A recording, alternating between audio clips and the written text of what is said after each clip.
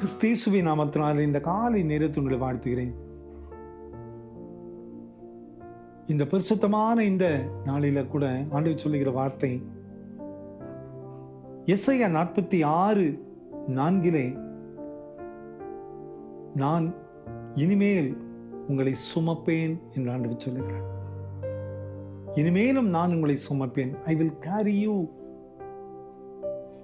நேற்று தினம் பார்த்தோம், எந்த நிலையில் இருந்தாலும் நம்ம ஏந்துகிற ஆண்டவர் இந்த காலை நேரத்தில் ஆண்டவர் சொல்கிறார், நான் உங்களை சுமப்பேன், நான் உன்னை சுமந்து கொள்ளுவேன் என்று ஆண்டவர் சொல்கிறார். எத்தனை பாரமானாலும் சரி என்னால் சுமக்க முடியும் என்று ஆண்டவர் சொல்கிறார். ஒரு தாய்க்கு தன்னுடைய குழந்தை பாரமாவே இருக்காது. ஒரு தந்தைக்கு தன்னுடைய பிள்ளை ஒரு பாரமாவே இருக்காது. இங்க நிறைய இடத்துல நான் பார்ப்பேன், அநேக ஹோம்ஸ் நான் விசிட் போவேன். அந்த இடத்துல பார்க்கும்போது கை கால்கள் வராதபடி முடங்கி கிடக்கிற அநேக பிள்ளைகள் நிற்பாங்க.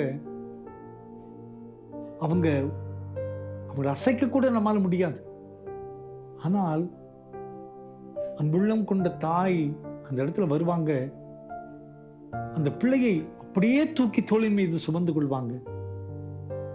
எனக்கே ஆச்சரியமாகும், இதோ இவ்வளவு பெரிய பாரமான ஒரு பிள்ளையை எப்படி இவங்க சுமக்கிறாங்க.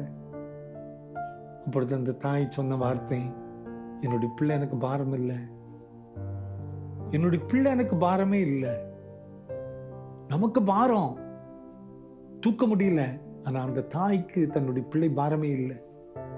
அந்த தந்தைக்கு தன்னுடைய பிள்ளை பாரமே இல்லை. அந்த பிள்ளையை தூக்கி சுமந்து கொண்டு ஓடி போவாள். தந்தை சுமந்து கொண்டு போயிட்டே இருப்பார். ஏன்னா இது என்னுடைய பிள்ளை, நான் பெற்ற என்னுடைய பிள்ளை. இந்த ஆண்டவர் சொல்லுகிறார், நான் உங்களை சுமப்பேன், நான் உங்களை சுமப்பேன். ஒரு இந்த உலகத்திற்கு நாம் பாரமாய் காணப்படலாம், நம் கூட இருக்கிற மக்களுக்கு நம் பாரத்தை போல தோன்றலாம். இந்த உலகம் நம்மை தூக்க முடியாதபடி சுமக்க முடியாதபடி நம்மை வெறுத்து ஒதுக்கி தள்ளலாம். ஆண்டவர் சொல்லுகிறார், நான் உங்களை சுமப்பேன். எத்தனோ நம்பிக்கையுள்ள ஒரு வார்த்தை பார்த்தீங்களா? உங்களையும் என்னையும் சுமக்க ஒரு ஆண்டவர் உண்டு. இந்த உலகமே நம்மை பிரயோஜனமற்றவர்கள் என்று கைவிடப்பட்ட நிலையில தள்ளப்பட்டாலும் கூட நம்மை அன்போடு சுமந்து கொள்ள ஒரு தோள் நமக்காக இருக்கிறது.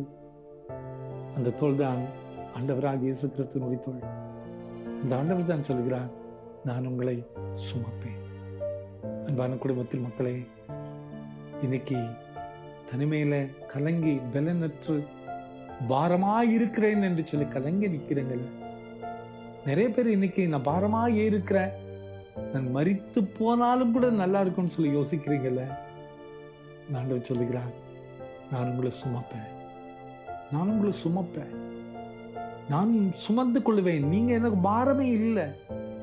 நான் உங்களை உருவாக்கினேன், உங்கள் மீது நான் அன்பு வைத்தேன், நான் உங்களை சுமப்பேன் என்று ஆண்டவர் சொல்லுகிறார். அவருடைய தோள் நமக்காக ஆயத்தத்தோடு இருக்கிறது. அவர் நிச்சயமாய் நம்மை சுமந்து கொள்வார்.